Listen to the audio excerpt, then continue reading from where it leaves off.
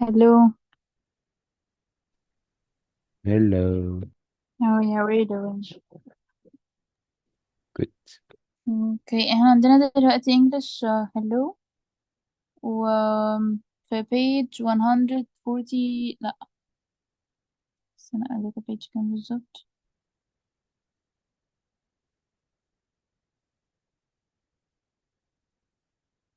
167. ماشي.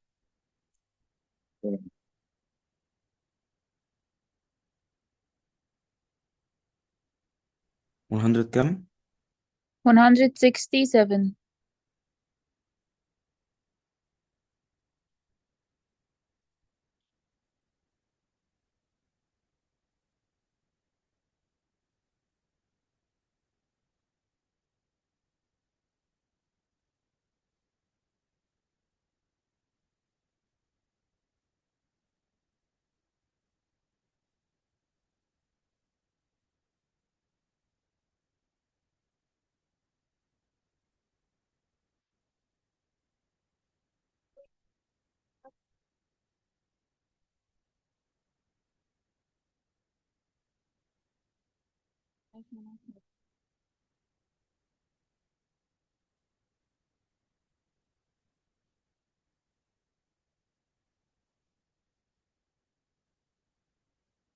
اسمها link here.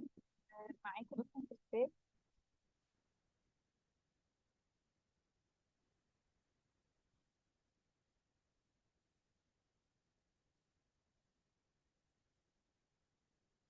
طيب انا بعتلكوا لينك كده للفيديو، بس هو ده للسمري عنها. يا مس صوت بعيد قوي، ضعيف قوي. سامعني كده كويس؟ اه كده كويس. اوكي. ماشي، احنا باين اخدنا منها chapter واحد، بس ما كملناش بقيتها. لا، ولا ما بدأناهاش. ما اظنش بدأنا. مش فاكرة إن هي سمعنا كلمات، مش فاكرة بقى كلمات كانت ايه بالظبط. طيب هي في خلينا طب نبدأ بالفيديو السامري ده. ماشي، انا بعتلكوا اللينك هنا، لو عايزين، لو حد عايز يعمل شير سكرين حلو، او لو عايزين تشوفوه كده اتس اوكي برضه. ده ايه ده؟ ايه الفيديو ده؟ ده الستوري بتاعت هلو اللي هو اسمه كينج لير. I think so. آه.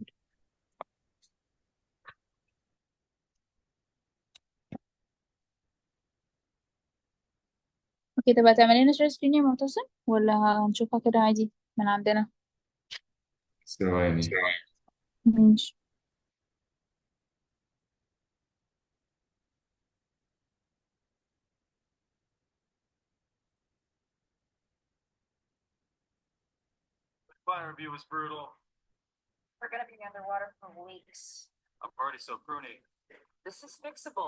انت لو عامل شير سكرين احنا مش شايفين، يعني سامعين لا بس. ثواني كده لسه ما عملتش. اه اصلا، طب تمام ماشي.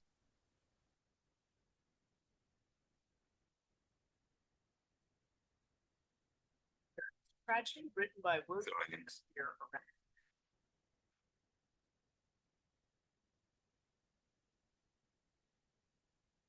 Around 1605.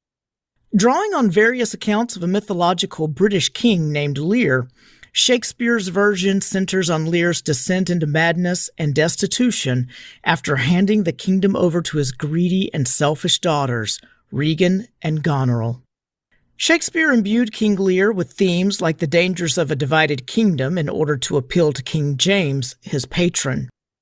Today, King Lear is respected as one of Shakespeare's crowning achievements. At the start of the play, King Lear is discussing the division of his kingdom with the Earls of Kent and Gloucester. Seeking to retire, Lear has decided to divide his realm into three parts, entrusting them according to which of his three daughters loves him the most. Goneril, the eldest, bathes her father in flattery, followed by Regan, who attempts to outdo her sister. But Cordelia, Lear's favorite, finds her sisters insincere, telling her father that she loves him according to her bond, no more nor less. Furious at Cordelia's earnest answer, Lear strips her of her inheritance and title. The Earl of Kent speaks out in defense of Cordelia, but Lear will hear none of it and banishes Kent from the country. Lear then summons the Duke of Burgundy and the King of France, both of whom have proposed marriage to Cordelia. Learning of her disinheritance, the Duke of Burgundy withdraws his proposal.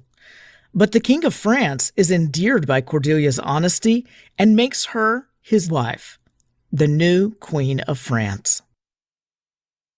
True to his word, Lear divides his kingdom between Goneril and Regan, awarding dominion over the regions to the daughter's new husbands, the Dukes of Albany and Cornwall. Privately, Goneril and Regan call Lear a foolish old man, confirming Cordelia's estimation of their insincerity and plot to seize their father's power. Lear decides to split his time between Goneril's and Regan's homes, but the sisters order their servants to treat Lear coldly and undermine his authority at every turn, depriving him of his knights and servants. Meanwhile, Kent has disguised himself as Caius, Lear's servant, in an attempt to stay in the country.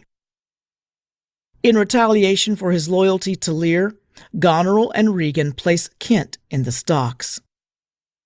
Betrayed and outraged, Lear flees to the heath with his fool and the disguised Kent just as a violent storm begins to rage.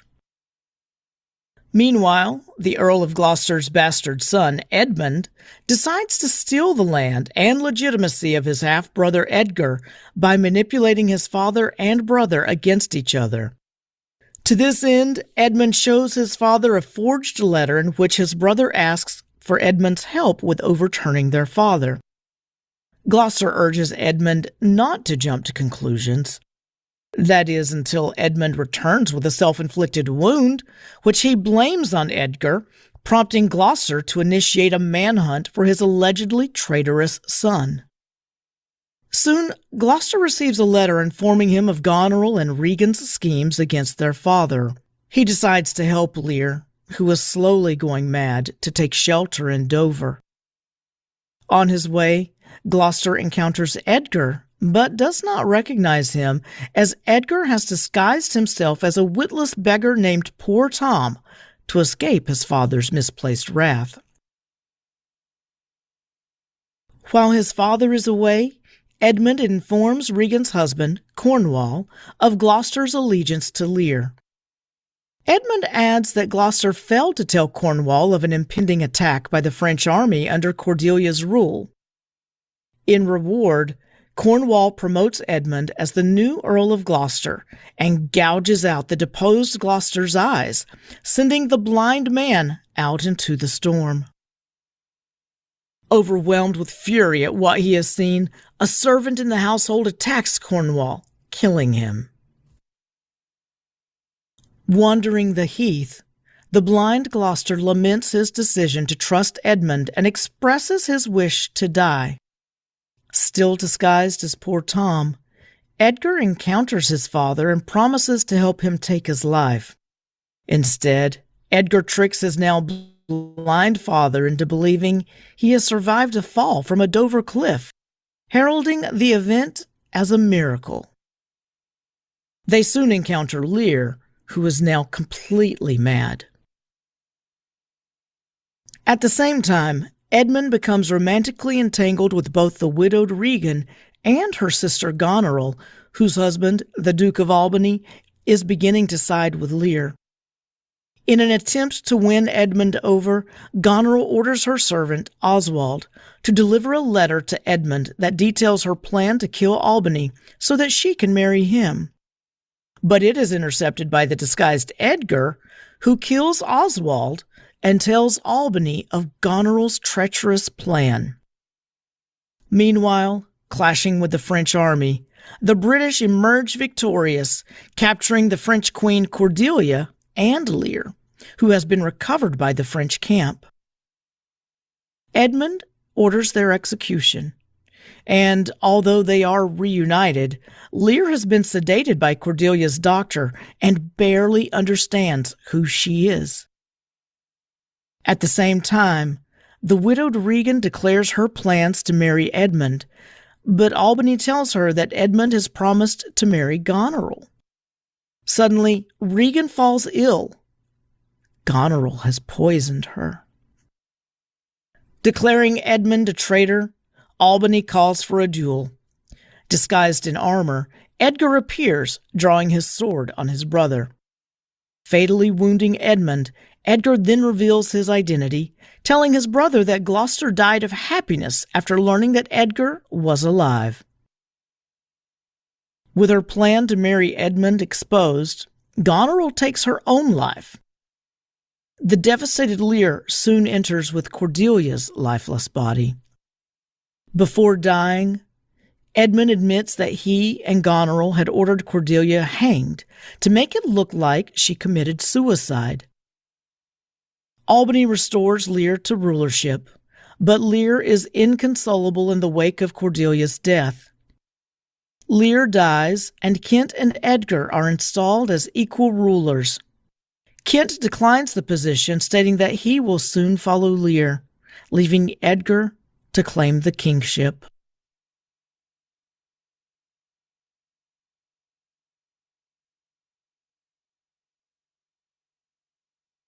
قصة حلوة صحيح. اوكي طيب فهمتوها الستوري؟ أيوه. اوكي ماشي. الكاركترز بتاعتها هم 6 أشخاص عموما في الستوري دي. ماشي، خليني ابعت لكم كده السكرين شوت هنا أوكي. على الشات عشان لو حد مش معاه الكتاب. واحدة.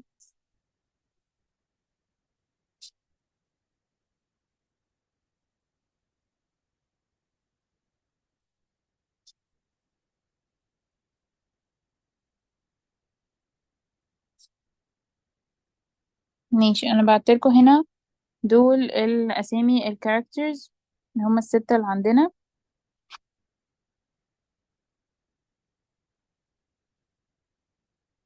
اوكي ماشي، البيج الاولى. يس يا مصطفى. أنا يس سمعت يا مصطفى، ممكن تقرا مصطفى. الكاركترز؟ اسمه ايه؟ منصور. في مصطفى. اي حاجة بحرف الميم انا ايه هقولها ده عادي. بس ايه اللي جاب نعم. مصطفى لمنصور؟ ايه ده يعني انا يعني؟ بقولك يا مصطفى وبقول لمعتصم يا منصور، ومعلش اخر تمام اليوم. تمام، فهمتها بالبيتش مصطفى. مش انا بعتها لو هي مش معاك، معاكي تمام. الستوري ممكن تقرا منها. اوكي ماشي. اقرا ايه بالظبط دلوقتي؟ اللي هي اول بيج اللي هي characters in the play، الشخصيات. تمام م. تمام تمام. Edmond shames against uh, his brother Edgar, and Peter is his father, killed by his virtuous brother Edgar. Edgar, loyal but naive, punched by his father because of his brother Shimi uh, Jesus himself as poor Tom.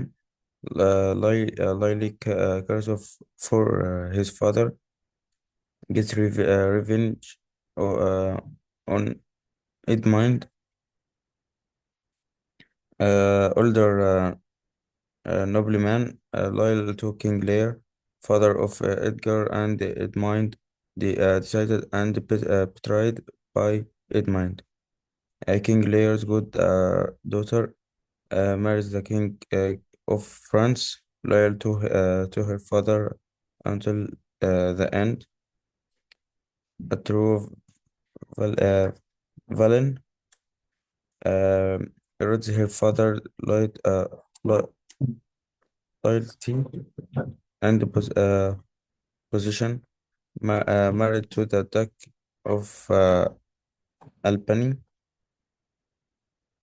has an affair with Edmund, poison her sister, and straps herself.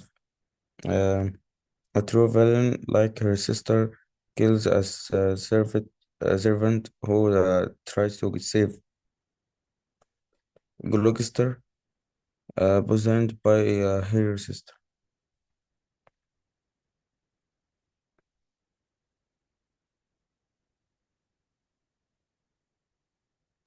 اوكي. طيب كده فهمتوا كل واحد عمل فيهم ايه او كان ايه هو عموما. هو برضه انا فاهمة اكتر لما نقرا الستوري يعني فاتس اوكي. طيب يس عمر اللي هي page 328.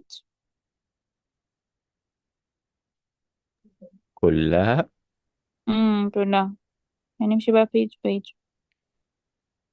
Duke Kingdom Duty Title Foolish Forests Describe Power Honestly Stranger Choice Riches Third Beauty Sword Divide into Cruel Your Majesty Shout Speech Character A person that an actor plays Play a piece of writing that is written for acting in a theater Scene a small part of a play which happens in one place Act a large part of a play Sword a weapon with a long sharp metal blade Beauty, something that looks nice and attractive.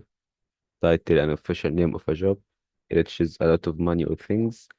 Kingdom, a country that has a king or a queen. Foolish, not sensible or clever. Divide into, to separate something into two or more parts. Duty, something you do because it's right or part of your job.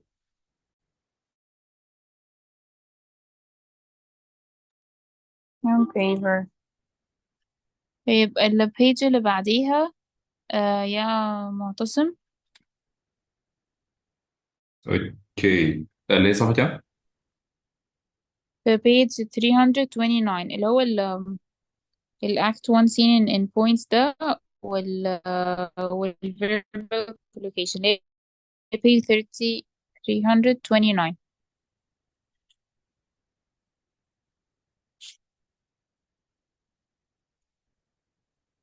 لقيتها.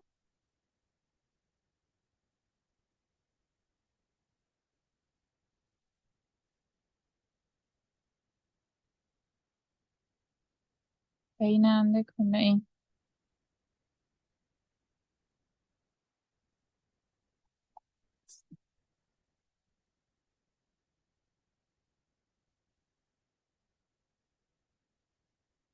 الو. معتصم نزلت من سامعنا؟ الموعد ايوه ده. انا سامعين. صفحة سامعني كام يا انا مس؟ سامعين. لقيتها صفحة البيج كام؟ ولا بعتها ولا ايه؟ 329 329 ما الصفحة اللي هو بعد اللي احنا قلناها دي. طب ينفع مس تبعتيها لأن هي حاضر بعد. مش بعتها. بص يا بس احنا نعمل كده مم. حلو تاني كده ده باينة. ايه رأيك؟ ايوه بقى بص حركات ماشي. أقرا إيه بقى؟ يس البيج بقى هي دي. ماشي. verbal collections and مم. expression. مم. Pleased to meet someone, ask someone to marry you, make someone happy, give your country away, do a terrible thing. Uh, do a terrible thing. Keep the little of divide something into two, give an answer to a question, put my feelings in words, say goodbye to.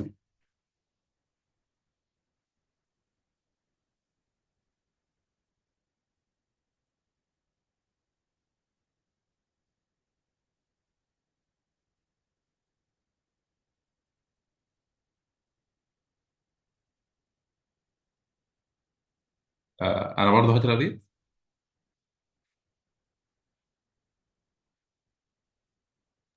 الصفحة كلها. إيه الظلم ده؟ ماشي. Gloucester Gloucester had two sons, Edgar and Edmund. Edgar was a year older than Edmund. The king decided to give his kingdom to his three daughters and the largest part to the daughter who loved him the most. ده اخر الصفحة. تمام. آه، ثواني. General George, the eldest of her sisters, told the king that she loved him more than health, beauty, and riches. Regan told the king that his love was the only thing that made her happy. ماشي. كورديل كورديليا ممكن كورديليا. تمام. The youngest daughter told the king that she loved him as a daughter should love her father. ما شاء الله. The king was angry with Cordelia, describing her as a cruel daughter. إيه تاني؟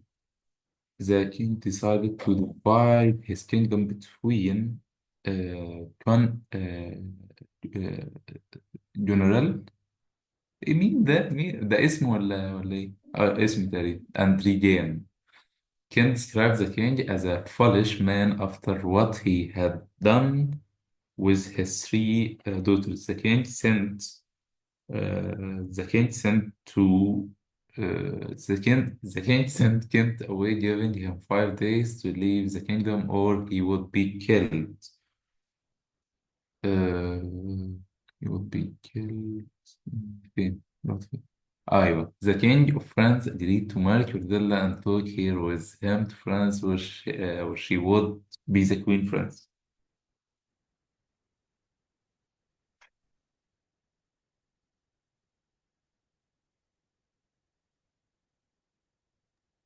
اوكي ماشي، قبل ما نبدأ في اكت 1 سين 1 ده بعتلكوا الفيديو هنا، هنشوف الأول وبعدين نرجع نقرا الدايلوج بينهم.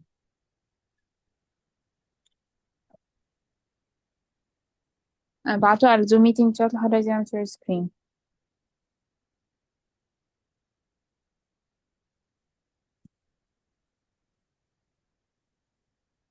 يلا معتصم. لا مش هعرف. يلا معتصم. مش هعرف. يلا منصور. ايه ده؟ يلا ايه؟ أصلا. أيوة بعدين كل واحد هيشوف لوحده يعني توقع مرة. اوكي ماشي يلا. مش فين الشير؟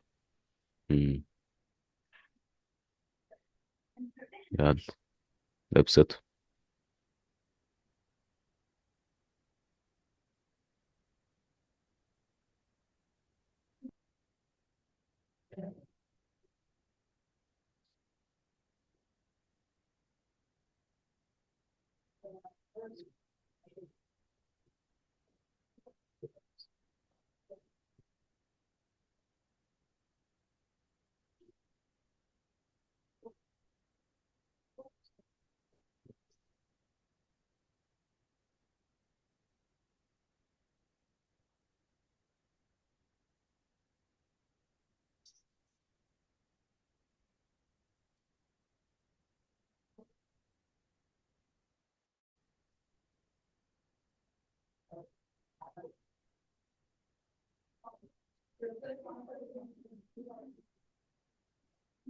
احنا يا عمر، انت لسه واخد بالك ان احنا مش سامعين اي حاجة ولا لسه؟ نعم. مش سامعين حاجة ليه بقى؟ لأن انت لسه مش واخد معاك بالك. شير ساوند. لسه واخد بالك. انا اللي مستني حد يتكلم تاني، مفيش حد يتكلم. خلاص اتفرج عندك بقى.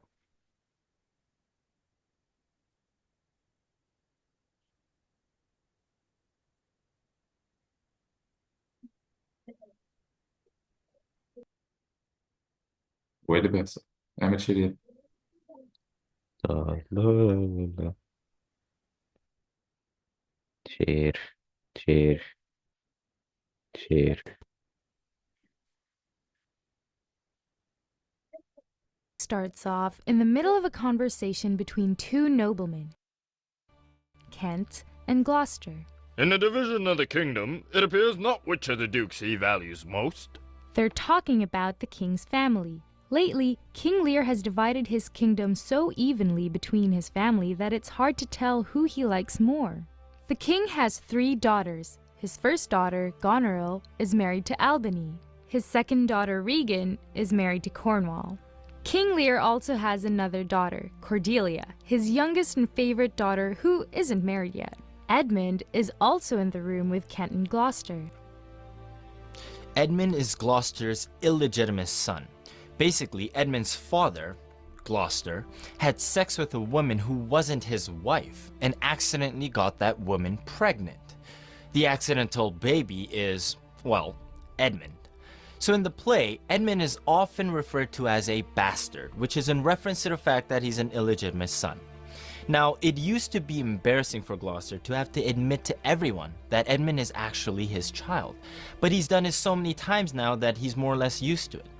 In fact, when he's introducing Edmund to Kent, he even blurts out an inappropriate joke about Edmund's mother, saying, "There was good sport in his making," which is like the equivalent of saying, I might not like the fact that Edmund's like a proof of my inability to stay loyal to my own wife, but hey, sex with that other woman was just so hot. If you're thinking that's a little bit rash, I do agree with you. But check this out. He says all of these embarrassing things about Edmund to Kent while Edmund is still in the room and can hear everything. You can imagine how embarrassing that is for Edmund. Anyways, the next scene gives us an opportunity to see all of the major characters of the play. Let's take a look. King Lear arrives at the castle with his family and servants. He orders Gloucester to go and bring the King of France and the Duke of Burgundy, and begins to speak. Know that we have divided in 3 our kingdom, and 'tis our fast intent to shake all cares and business from our age, conferring them on younger strengths, while we unburdened crawl toward death. He continues, saying that he will give land and inheritance to his daughters based on how much they say they love him. Goneril, our eldest born, speak first. Sir, I love you more than words can wield the matter. A love that makes breath poor and speech unable. Beyond all manner of so much, I love you. So Lear likes the sound of this and gives away a good third of his kingdom to Goneril and her husband, the Duke of Albany. Next up is Regan. My true heart, I find she names my very deed of love. Only she comes too short. I profess myself an enemy to all other joys, and find I am alone felicitate in your dear highness's love. Nice. That's a classic move. She's basically saying, how much do I love you? Well, however much Goneril loves you. Only more than that. Very nice. Okay, so Lear goes on to give another third of his kingdom to Regan. The last third is obviously supposed to go to Lear's favorite daughter, Cordelia. But no. First, Cordelia must tell him how much she loves him. So Cordelia speaks, but what she says is short and very surprising. Nothing, my lord. How? Nothing will come of nothing. Speak again. When given another chance, she defends her position by saying, Unhappy that I am, I cannot heave my heart into my mouth. I love your majesty according to my bond, no more, no less. Lear doesn't like the sound of this and warns her. Mend your speech a little, lest you may mar your fortunes. So Cordelia strikes right back at him and speaks her thoughts. She says that she loves her father as much as any daughter should, but she refuses to say exactly how much and doesn't want to participate in this little game of quantifying love. You can really feel her reasoning when she asks Lear, how could my sisters possibly love you and only you when they have husbands to love as well? But goes thy heart with this? Aye, good my lord. So young and so untender. So young, my lord, and true. Let it be so. Thy truth then be thy dower. Full of rage, he lashes out at Cordelia, swearing by the sun, moon, and planets. Here I disclaim all my paternal care, propinquity, and property of blood. But sir, haste Kent, come not between the dragon and his wrath. Lear is blinded by his rage and gives nothing to Cordelia. He disowns his daughter right in front of everyone. It's a moment of shock for everyone in the room, but Lear moves right along. he removes his crown and gives it to Cornwall and Albany. By doing so, he's giving away all the things that come with being a king: responsibilities, income, power, and authority. But he does have 3 conditions. Number 1, he wants to keep 100 knights with him at all times as his entourage. Number 2, he still wants to be called king. And number 3, he wants to live at Goneril and Regan's palace 1 month at a time. So Lear goes on to give the portion of the land that was originally meant for Cordelia to Regan and Goneril. Now Kent has been listening in for a while, and he really thinks all of this is just a bad idea for Lear. So he intervenes. Royal Lear, whom I have ever honored as my king, loved as my father, as my master followed, as my great patron thought on in my prayers. The bow is bent and drawn. Make from the shaft. Let it fall rather, though the fork invade the region of my heart. Kent, on thy life, no more. My life I never held, but as a pawn to wage against thy enemies. Out of my sight! In a furious rage, Lear banishes Kent from the kingdom and says that if Kent isn't gone within 5 days, he'll be executed. So Kent leaves, and Lear finishes up the business that he already started. So let's see. He's already divided up the kingdom in half for Goneril and Regan now. There's only one more thing to deal with. The Duke of Burgundy and the King of France are here because they've been competing over who gets to marry Cordelia. So again, in front of everyone, Lear makes it sound like Cordelia did something horrible and says that whoever wants to take her shouldn't expect any inheritance to come with her. Burgundy doesn't like the sound of that, so Burgundy backs down from marrying Cordelia. But the King of France thinks that Cordelia did a great job for standing up for what she thought was right. So the King of France immediately proposes to her, and they get married right then and there. After Lear exits, Cordelia and the King of France also start to exit, and right before they do, Cordelia tells her sisters that time will reveal the truth about her sister's intentions. The scene closes off with Goneril and Regan discussing about how rash their father has been lately. Within just one event of a day, he gave away his entire kingdom to the 2 of them, banished his loyal servant Kent, and exiled the daughter that he loved the most for so long. They worry that their father's bad habits and old age might affect them adversely in the days to come. وحاوي يا وحاوي. ايوه.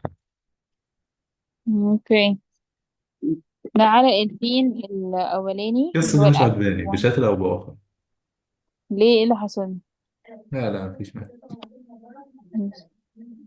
طيب هنا بقى في text of act 1 في اللي هو scene 1 ده، انا هبعتها لكم. هو I think هي page موجودة، هي في act 1 ده. طيب احنا عندنا هما كام character هنا؟ عندنا احنا جلوستر عاوزين ده منصور يشرح لنا بقى. وجورنيل وكينج.